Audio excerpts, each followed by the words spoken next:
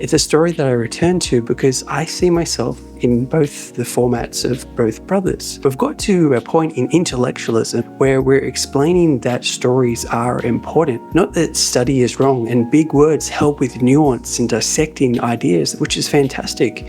Yet look at the way that Jesus explained a very complex truth. The story of the prodigal son, of the forgiving father, his idea was that he would work as a servant. The father, which is the picture of God in this story, would not have any of that. And the father says to the brother that is angry and jealous, "You have always had access to everything that this one is receiving." I see myself as the brother that lost it all and then runs back into the Father's arms. You see, I came to know Jesus when I was around 14 years old after a series of dreams. I didn't grow up in a religious household, and I'm very thankful that God brought me into that new relationship, and I was able to express in my own words what I had found in Jesus and why he is important. And there are many steps and bumps along the way. Back to the story, that people were hearing that they were actually the bad guys inside that story. They were the ones that had a calloused or hard heart. And Jesus didn't use complex words. I wouldn't say that there's anything necessarily bad or inherently wrong with using complex words.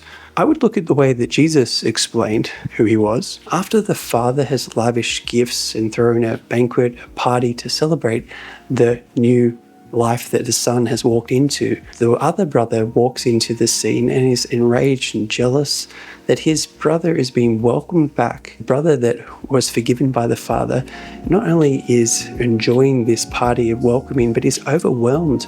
Attitude on occasion can be that of the rejoicing brother that has received forgiveness and wants to live out of that grace and love. My attitude can also be in the other moment of the older brother.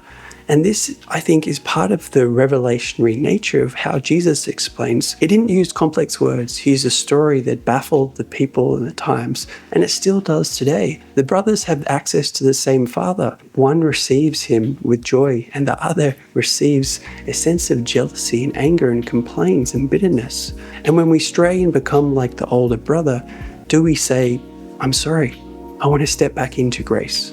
I'm looking forward to making some upcoming videos about Paul and Jesus and how Paul continues to reflect and focus us upon Jesus, the joy bringer, the faith giver, the one that infuses in us all that we need to live a life that is fulfilling and, more importantly, shows love toward God and towards other people. That Jesus is God. And then when Paul explains faith, that we can listen and it can point us back in the right direction. It's been fun making this video. I'll see you in the next one.